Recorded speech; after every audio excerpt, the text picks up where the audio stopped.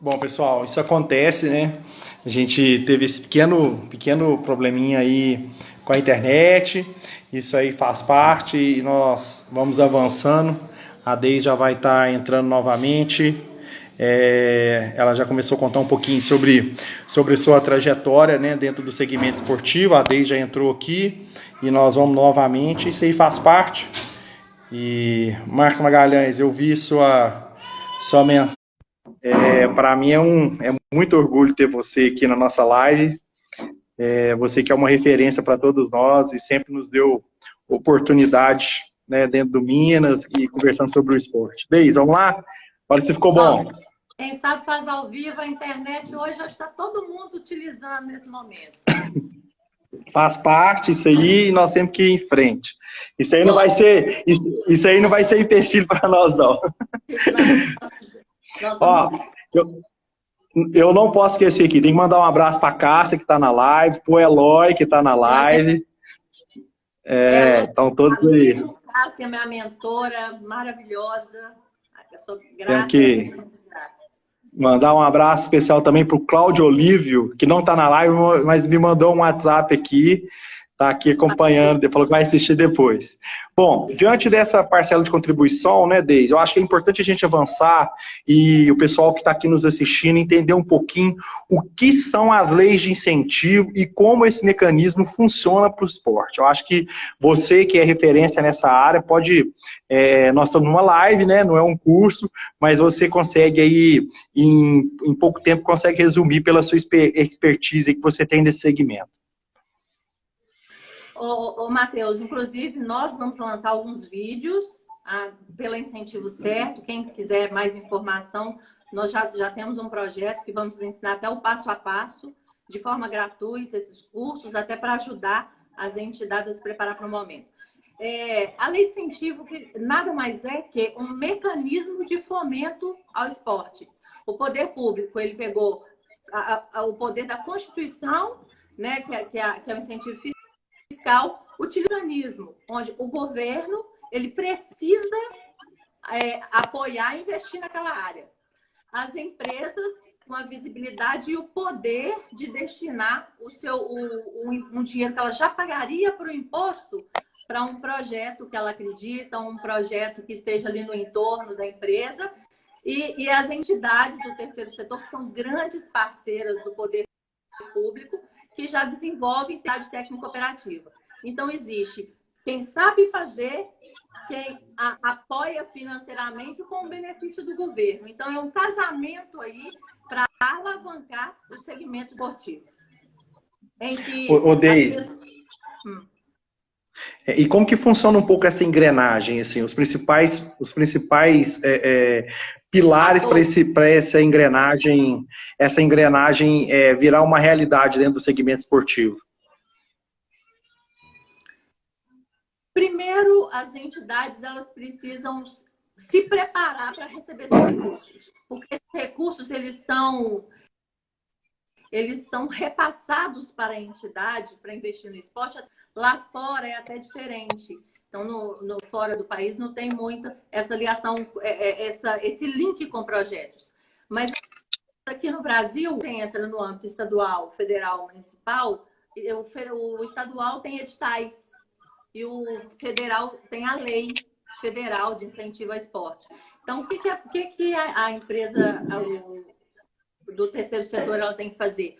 Entender as regras e as regras do jogo, entender a legislação e se preparar para elaborar o projeto para que ele seja chancelado pelo poder público, você possa buscar esses recursos no mercado. Inclusive, esse momento é o momento das empresas, dos clubes e das entidades se estruturarem, principalmente na questão de organização financeira, de gestão, de marketing digital, para que, no momento de retomada da economia, elas estejam preparadas para receber esse recurso. Deise, e é importante a gente entender um pouquinho, porque existe uma diferença, né, nas leis. Por exemplo, a gente sabe que existem as leis estaduais, como, por exemplo, São Paulo, Minas, que me falte a cabeça que Santa Catarina. Algumas leis são diferentes, algumas utilizam ICMS, algumas utilizam IPTU, e a lei de incentivo federal é de empresas de lucro real. Como que funciona esse aporte das empresas nos projetos esportivos? Posteriormente, a entidade estar organizada com os projetos, estar engajada e organizada no seu desenvolvimento técnico operacional, e após a apresentação desse projeto junto ao Ministério e a sua aprovação. Tá, então a empresa já tem a chancela, já tem o projeto aprovado. As grandes empresas que operam a tributação através do lucro real, elas podem destinar até 1% do imposto devido para esses projetos. As pessoas físicas também é importante a gente alertar aí que as pessoas físicas elas podem destinar até 6% do seu imposto devido, desde que elas façam a declaração através do modelo completo. Então, nós temos um universo aí a ser explorado pelas entidades. E a diferença da lei federal e das estaduais é que as estaduais, por exemplo, elas são regidas através de editais, né? Então, a lei federal, ela, de acordo com o PILO, a Receita Federal, ela define ali o valor do orçamento em que os projetos são destinados via renúncia do imposto de renda, e na estadual, 0,05% do orçamento do ano anterior é feito ali um edital para receber projetos e principalmente no estadual, muito voltado para o social. Bem mais voltado para a transformação social, até porque o volume de recurso é menor, então as regras são maiores. Ô, Deise, você está há 13 anos nesse mercado, né? Você disse que começou em 2007, quando a lei foi implantada no Minas Tênis Clube.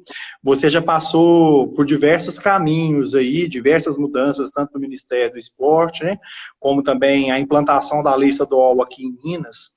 No seu ponto de vista profissional, quais os impactos que as leis de incentivo têm contribuído na comunidade esportiva?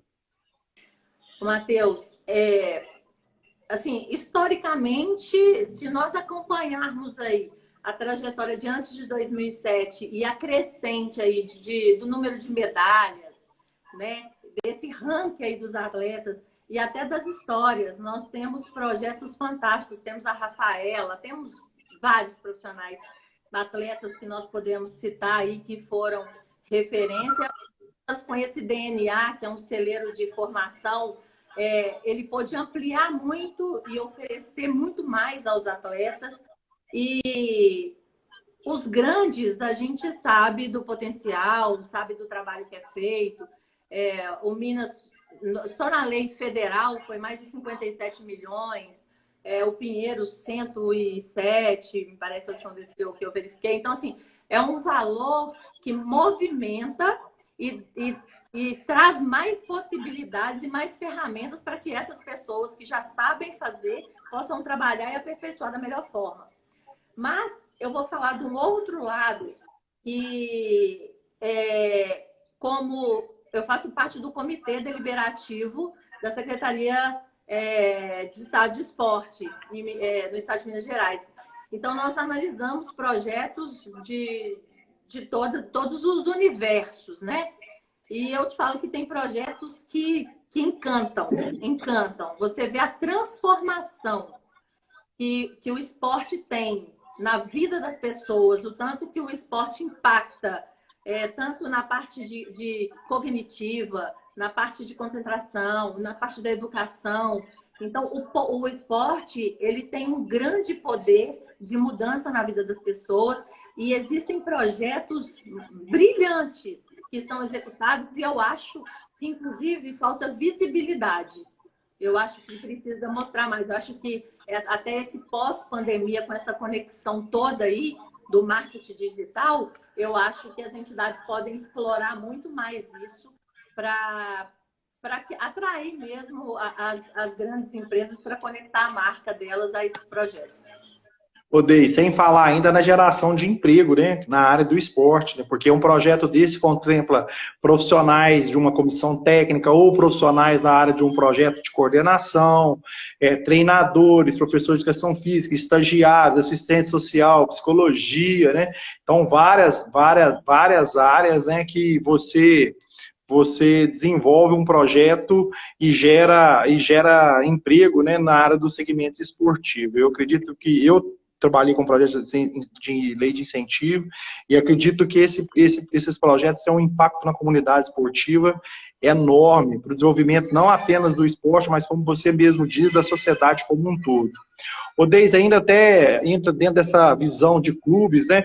E mandar um abraço para o nosso colega Thiago Santana, que acabou de entrar aí na live também. Sou fã, Thiago, muito fã. São muito bons. Do Renan Pereira, que faz parte do marketing do Pato Futsal. Renan, eu te convido a vir bater um papo comigo e com a Deis posteriormente, para você nos ajudar a valorizar as leis de incentivo no quesito entidades do esporte, viu, Renan? Você com o seu conhecimento aí interno, tanto no Pato como internacional, você poderá contribuir conosco. Deis, como que tem sido a sua visão em relação à organização dos clubes, né? E aí eu gostaria que você dividisse esses clubes em duas situações, né? Os clubes grandes, os clubes como Minas, Pinheiros, mas também os clubes do interior, os projetos do terceiro setor do interior, como que você tem visto essa preparação para receber esse tipo de projeto dessas entidades esportivas? Primeiro, Thiago, grande abraço, sou muito fã, ele faz um trabalho maravilhoso. Mas, enfim, nós estamos falando de universos muito diferentes. Nós temos aí mais de 820 mil instituições. E vou te falar que, assim, nós temos os grandes clubes que são referência, que se prepararam, mas nós temos também grandes clubes que fizeram algumas coisas que não estavam dentro do regulamento. E né, de certa forma, são punidos por isso. Então, eu acho que o saber não tem limites, eu acho que não existe receita pronta, o que existe são normas e regras que devem ser seguidas, tá? Então, por exemplo, os grandes clubes, eles têm uma visibilidade maior, então eles têm uma estrutura melhor, eles têm um RH melhor, tem um corpo de apoio maior. Então, por isso, até essa concentração de recursos, às vezes, porque eles se prepararam e têm condições. Os clubes menores, eles têm receitas.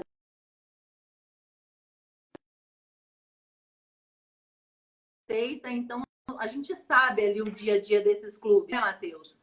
Então, o que falta? Eu acho que o que falta mesmo é se estruturar. Mas quando eu falo de estruturar, vamos falar assim, de um fluxo de caixa, tá? Que é uma coisa básica. É conhecer os números da sua empresa, conhecer como gerir os números da sua empresa para se preparar. Porque um projeto nada mais é que uma ação que tem início, meio e fim e que ela precisa ser gerida. Então, se você se preparar minimamente para gerir aquele recurso, conhecendo as regras, eu acho que a chance de sucesso e a chance de você conectar fãs que apoiem o seu projeto é muito grande. Mas eu acho que o que falta hoje, primeiro, isso que você está fazendo, divulgação da lei, eu acho que falta muito o trabalho das entidades em mostrar o trabalho que elas fazem, porque quando a gente conhece, a gente fica muito encantado. E falta se preparar, se organizar, se estruturar e pensar numa estrutura mínima organizacional. Ô, Deis, e outro ponto que eu acho que é importante você falar é sobre a questão que as leis de incentivo não favorecem somente os clubes grandes, né?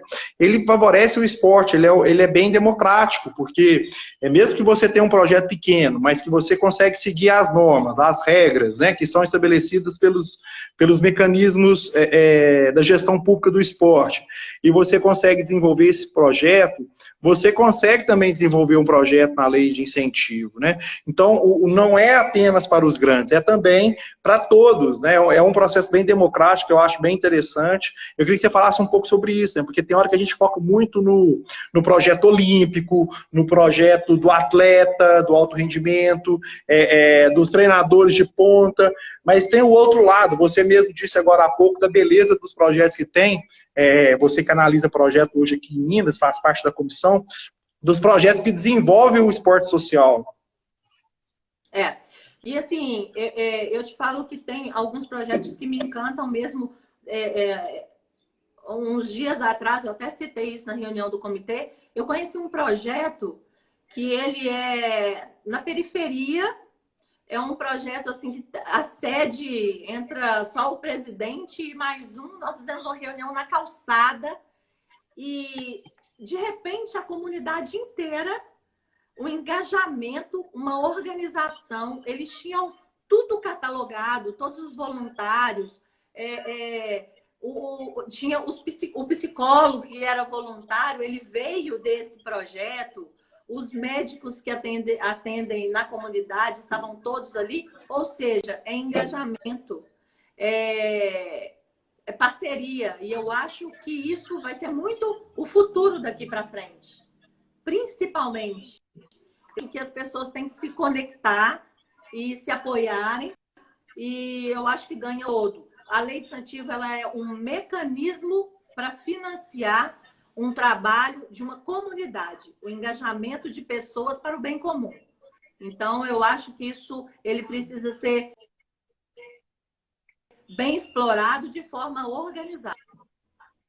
Deis, e dentro dessa linha, a gente até avançando um pouco, né? Como é o procedimento da entidade do esporte, seja ela grande, seja ela pequena, qual que é o tripé para que ele possa apresentar esse projeto dentro ou do Ministério do Esporte ou da Secretaria do Estado? Qual que é o caminho aí que ele precisa seguir nesse primeiro momento? Ele tem que ter no mínimo 1 ano, né, de funcionamento, está totalmente regular com os órgãos municipais e estaduais, no âmbito municipal, federal e estadual. Deve ter capacidade cooperativa, né, para operar aí o projeto e estruturar um projeto com escopo, com cronograma, com a metodologia. Então, o que a entidade tem que fazer? Eu acho até que essa é até uma grande dica que a gente pode dar. A entidade, hoje, ela parar e pensar qual que é a minha situação atual, o que eu preciso, né? O que eu sonho, o que eu posso alcançar e começar a estruturar projetos. Então, e aí entender a legislação. Se tiver dúvida, procure os facilitadores, procure as empresas que trabalham com gestão de projetos. A internet, inclusive o Ministério da Cidadania, o Ministério a área de Estado do Esporte, as pessoas são muito abertas. Então, se tiver dúvida, pode também perguntar. Né? Então, assim, às vezes tem algum congestionamento aí para contactar, mas eles são muito abertos, inclusive para orientar. Então, eu acho que o momento é entender as possibilidades, adequar seu estatuto, que é a primeira coisa. Então, tem lá as regras básicas do Código Civil. Você vai pegar o seu estatuto, vai pegar a legislação e olhar o que ainda não está adequado, alinhar, preparar a sua estrutura para que você tenha capacidade de entrar com esse projeto. E aí sim, aí você vai colocar ele no papel, dentro das normas, ele vai tramitar nos órgãos, vai ter a chancela e você vai ter aí um certificado para iniciar o seu processo de captação, lembrando que a internet será grande aliada. Hoje nós temos muitas empresas buscando projetos sociais.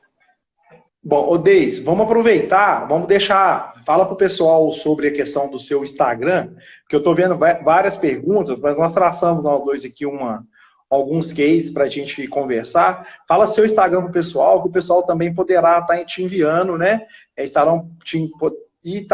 Poderão te enviar essas perguntas também no seu Instagram pessoal, pode ser? Pode ser através do Chaves 10. E tem também o site da Incentivo Certo, que eles podem entrar e tiver qualquer dúvida, a gente está pronto para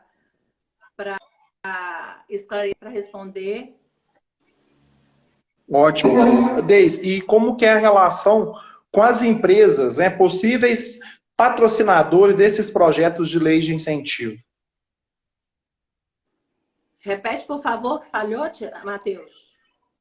Como é o procedimento em relação às possíveis empresas patrocinadoras desses projetos esportivos? Matheus, as empresas, o interesse das empresas, na maioria dos casos, é a preocupação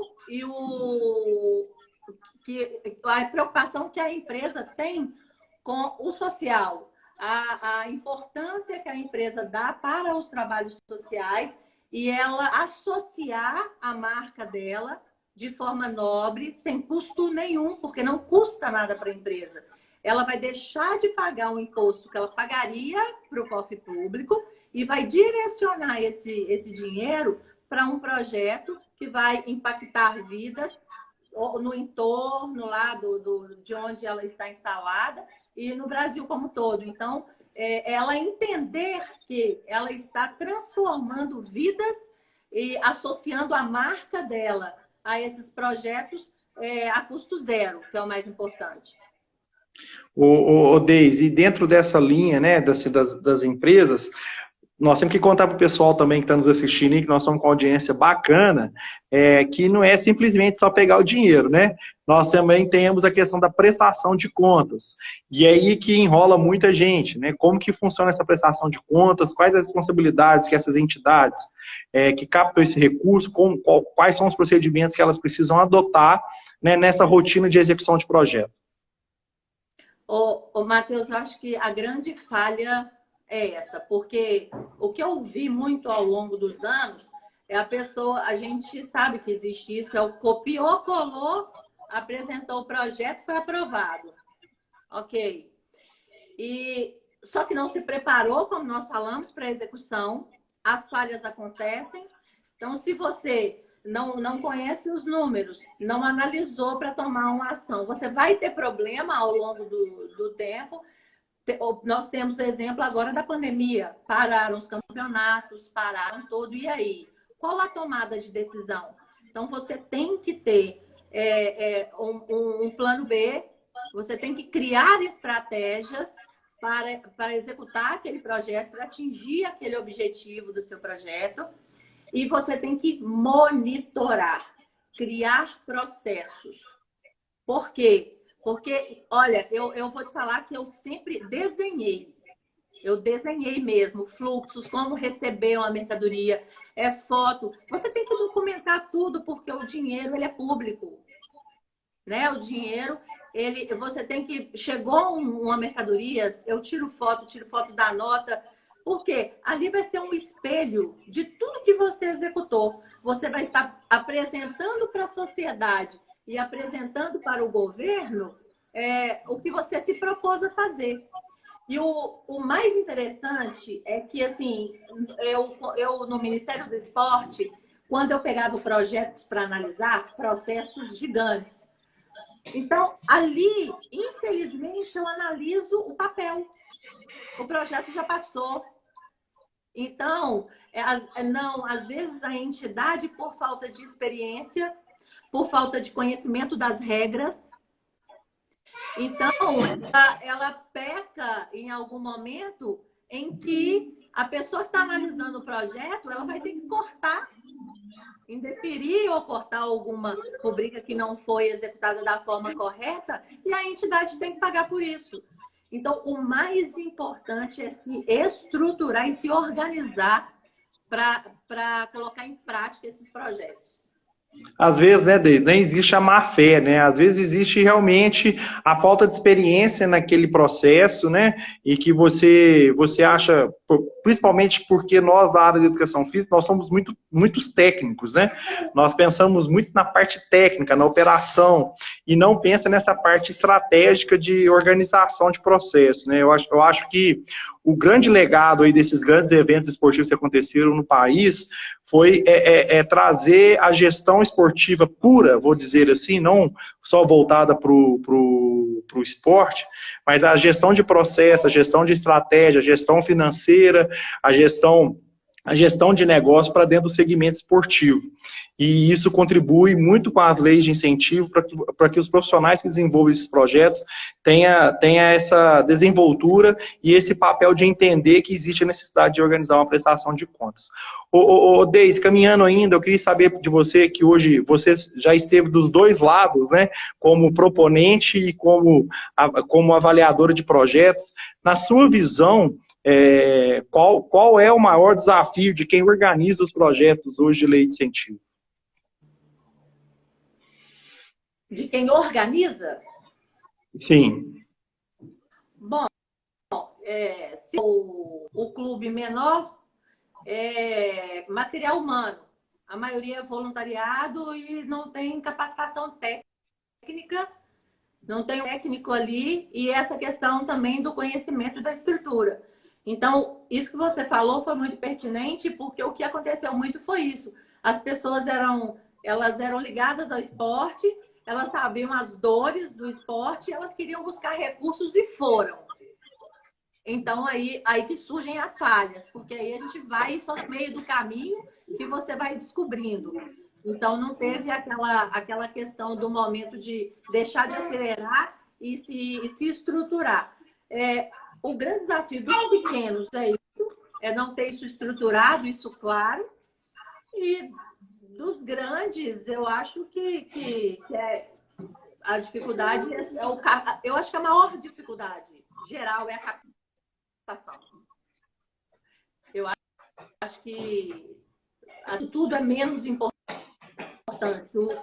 O grande desafio de todos, principalmente dos menores, é a captação de recursos. Deise, a gente sabe do seu envolvimento com o setor de contabilidade. Você acredita que existe uma certa resistência ainda dos contadores em relação à captação a viabilidade de recursos para a lei de incentivo? Eu não acho que existe resistência, eu acho que existe falta de informação. Então, é isso que a gente vem fazendo. Nós fizemos, eu faço parte do grupo de estudos técnicos do terceiro setor. Nós fizemos um fórum no EBMEC e nós levamos esse assunto. Eu acho que, inclusive, isso pode ser uma outra fonte de recurso para o contador também, né, em parceria, porque eu acho que falta muita falta de divulgação mesmo da lei, de entendimento. E de todas as pessoas entenderem o grande potencial de desenvolvimento social que possui esses mecanismos. Deise, você citou agora há pouco em relação à questão das empresas, né? A gente tem visto empresas, principalmente de grande porte, e que tem um perfil tributário, que podem aportar esse tipo de recurso nos projetos incentivados. Mas a gente tive há 1 ano e meio atrás com o Paulo Lúcio, lá do Pinheiros, que é um tremendo profissional e estudioso. Estudioso do segmento de lei de incentivo, e ele me mostrou alguns estudos, e dentro dele tem muitas empresas ainda que poderiam contribuir por meio da lei de incentivo. O que você acha que falta para que esses projetos possam aproximar dessas empresas? Porque dentro de um cenário, principalmente agora, que o esporte ele vai precisar de recursos, que você acha que esses proponentes devem fazer aí para aproximar dessas empresas? Primeiro, o Paulucci é o profissional que eu mais admiro na área, é um grande estudioso e eu acompanho todas essas análises dele. Um abraço, Paulucci. Eu acho assim que nós estamos muito aquém do potencial. Se você for comparar, por exemplo, 2018, a Lei Rouanet, ela movimentou mais de 1,3 bi, né? É claro que ela está mais estruturada, ela tem mais tempo, enfim, tem uma maturidade maior. Eu acho que nós estamos no caminho dessa maturidade. Só que eu acho que uma coisa também que impacta muito as prestações de contas de alguns projetos, eu acho que precisa acelerar isso. Acho que o Ministério precisa de dar esse retorno para a sociedade. E eu acho que assim, tem que ser melhor trabalhada a forma de divulgação da utilização desses recursos. Porque o brasileiro, ele mas quando ele conhece, ele apoia, existe envolvimento, existe engajamento. Eu acredito que a falha seja realmente na comunicação, divulgação do mecanismo e principalmente no benefício que esse mecanismo traz para Ô Deise, e como que você observa a questão, por exemplo, uma coisa que a gente vem discutindo muito aqui nas lives, sobre os projetos de futsal, sobre os projetos de futebol, e infelizmente a gente tem visto os clubes não conseguindo aprovação desses projetos, por muitas vezes pela dificuldade de documentação. Como que você tem visto, assim, qual que é o olhar, se existe uma saída para esses clubes, se você que já esteve do lado do Ministério, você hoje faz parte dos projetos incentivados, se existe uma possibilidade de saída para esses clubes de camisa que desenvolve base, captar esse tipo de recurso? Olha, nós sabemos o custo e o quanto é difícil. Então, a cada dia menos vem diminuindo essa questão do investimento nas categorias de base. E nós sabemos da importância disso e principalmente esse link de futsal com o futebol. Então, nós sabemos da importância. O que acontece? A modalidade do futebol, ela vem sofrendo evolução e entra também em toda essa questão de estruturação. Os próprios estatutos são falhos. Acho, Matheus, que tudo isso vem com essa transformação de compliance, de transparência, porque eu te falo com muita propriedade que os trabalhos realizados dentro do Cruzeiro via lei de incentivo, graças a Deus ele tem até a chancela, ele foi aprovado, mas a gente que está na linha de frente, você sabe que está utilizando a coisa da forma correta, e só que quando envolve o futebol, a gente sabe que precisa de mais transparência. A gente sabe que falta um envolvimento maior da diretoria, dos próprios conselheiros, enfim. Nós temos, vamos falar aí, por exemplo, do Cruzeiro, são 9 milhões de torcedores apaixonados que deixariam de pagar o imposto para o governo para destinar esse recurso para o time que ele é apaixonado, para desenvolver projeto social, para desenvolver outras modalidades, o futebol feminino, o vôlei, o judô. Eu acho que é o esporte como um todo. Ou seja, é uma entidade totalmente estruturada que tem a capacidade de desenvolver várias modalidades no esporte, mas precisa de trabalhar essa parte organizacional, que é uma falha de uma grande maioria dos clubes brasileiros. Ô Deita, eu vou pegar aqui a pergunta do meu xará Matheus. Ele faz o seguinte: quais as estratégias que o projeto deve utilizar para identificar e escolher os potenciais apoiadores para utilizar os recursos que eles aprovam nas leis de incentivo ao esporte?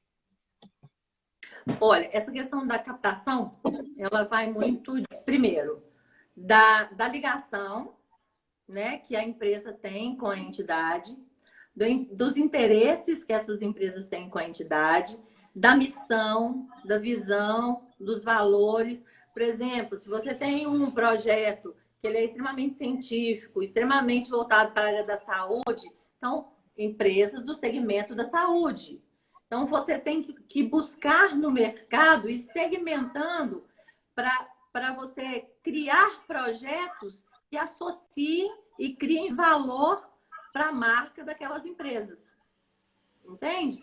Então, o que você tem que fazer? Você tem que criar estratégias para mostrar para essa empresa o quão é interessante ela associar a imagem dela a essa empresa e principalmente como que você vai trabalhar essa marca, o que é importante, e os acordos também. Então, assim, mostrar a sua credibilidade, mostrar como que os recursos vão ser utilizados, dar segurança para essa empresa de que realmente o projeto ele está estruturado. Por isso que eu te falo que essa série de fatores tem que ser trabalhada lá no início. Ô Deis, pegando também a pergunta aqui da escola G30K. Como colocar na prática projetos com a lei de incentivo? As entidades precisam de consultores / assessores para elaborar um projeto? Geraldo Lima fez a pergunta. Professor Geraldo Lima, um Vantagem. grande amigo, obrigado pela sua presença. G30K também é uma empresa maravilhosa de capacitação. Olha, a lei, ela prevê essa despesa. Então, não é um custo das entidades.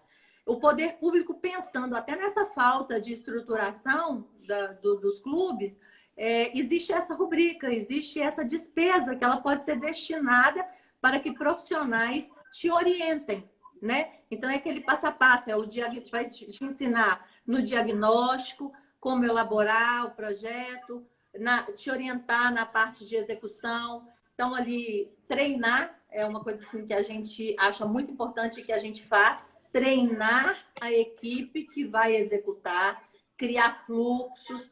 Por quê? Porque se você criou essa rotina, a entidade não vai falhar. Se ela sabe o que tem que fazer, ela não vai falhar. Então, professor, essa pergunta sim. Quem não tem capacidade e ainda não conhece as regras e não tem tempo, não tem braços, não sabe como fazer, existe uma despesa que é específica para essa finalidade dentro do projeto, sem custo para o executor. Ô, Deise, aí eu vou pegar nessa linha que você já falou, deixar o pessoal ligado, porque no mês de julho, né, depois dessa pandemia, se Deus quiser, nós estaremos junto com a Deise, nós estamos ainda formando um grupo de colegas, né, da área de lei de incentivo, né, Deise? E nós estaremos em 2 dias para organizar um evento para falar sobre leis de incentivo, tá?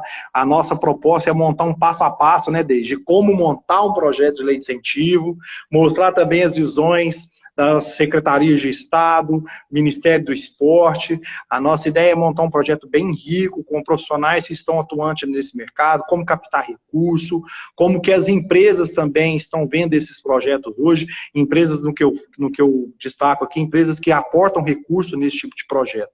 Então, já deixar aí, né, Deise, nós estamos em stand-by com esse projeto por causa da pandemia. A ideia era fazer agora no início de junho, mas devido à pandemia a gente está prorrogando ele para o final do mês de julho. A gente vai estar anunciando nas nossas redes sociais, tanto na minha, tanto na Deise aqui. Bom, Deise, para a gente encerrar, porque já vai estourar 1 hora, o bate-papo passa rapidinho aqui, né? Muito rápido.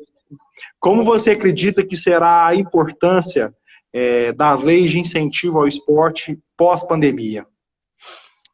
Existe um mundo antes e pós, com certeza. Eu acho que a saúde vai precisar muito, né, de investimento. Então, eu acredito que o poder público ele vai ter que fechar essa conta, vai ter que rever os orçamentos, mas eu não tenho dúvida nenhuma de que o esporte estará nesse orçamento pelo poder que o esporte tem na saúde e principalmente saúde mental. Está todo mundo muito impactado com isso tudo.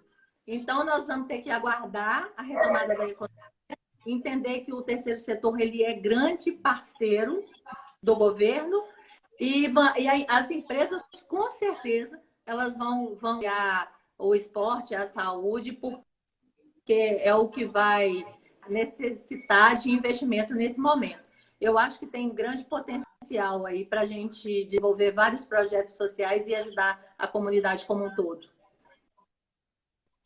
Bom, pessoal, queria mandar um abraço também para o senhor Marcolino, está aí na nossa live, presidente da FECENG, vem fazendo um trabalho muito bacana lá também, nessa instituição que acredita e desenvolve o projeto esportivo dentro do nosso estado.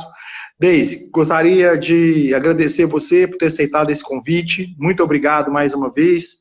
Nós estamos indo numa jornada cerca de um ano, mais ou menos, sempre conversando sobre o esporte, caminhamos juntos, e eu acredito muito no seu potencial, que você é uma daquelas profissionais que fazem a diferença no segmento esportivo. Então, que você continue nessa linha de trabalho que você sempre está contribuindo para o desenvolvimento do esporte, seja aqui em Minas ou no Brasil. Parabéns pela sua carreira vitoriosa e que você continue desenvolvendo esses projetos aqui em Minas e onde você estiver. Muito obrigado pela sua participação, viu, Deise?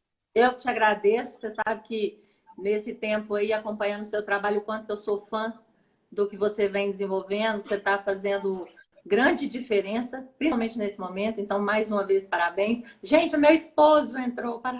Obrigada. E a família, gente, é muito bom o que você está fazendo, conectando todas essas pessoas. Eu só tenho a te agradecer, eu me coloco à sua disposição para qualquer projeto que seja para o benefício da sociedade. Nós vamos ensinar às entidades todos os passos, desde as normas, o que pode fazer, o que não pode fazer, e as estratégias de captação, estratégias de marketing, como que você vai utilizar esse universo para que todos nós possamos transformar aí e reconstruir, né, o nosso país nesse momento de retomada da economia. Bom, pessoal, então vocês têm aí o canal da Deise, né? Instagram dela, Facebook, site. Acesse, converse com a Deise. Vamos sair aí, pessoal, dessa zona de conforto e vamos transformar o esporte por meio de lei de incentivo ao esporte. Deise, muito obrigado, pessoal. Convido vocês. Tem a minha bios também no Facebook. Pode falar, Deise, novamente, os seus contatos aí para o pessoal. No meu Facebook, Deise Chaves. No LinkedIn, Deise Chaves, tem a minha bios também, que tem todos os contatos. Então, eu terei maior prazer em tirar todas as dúvidas. Deise, muito obrigado. Convido vocês, pessoal, agora às 7h15, nós estaremos aqui com Felipe Ximenes, falando sobre departamento de futebol, como montar um departamento de futebol. Felipe, que tem uma carreira muito boa aí, de referência no futebol brasileiro. Durante essa semana, nós teremos outras lives voltadas para a área da gestão, marketing esportivo, futsal e futebol. Pessoal, um abraço a todos, muito obrigado. Tchau, tchau.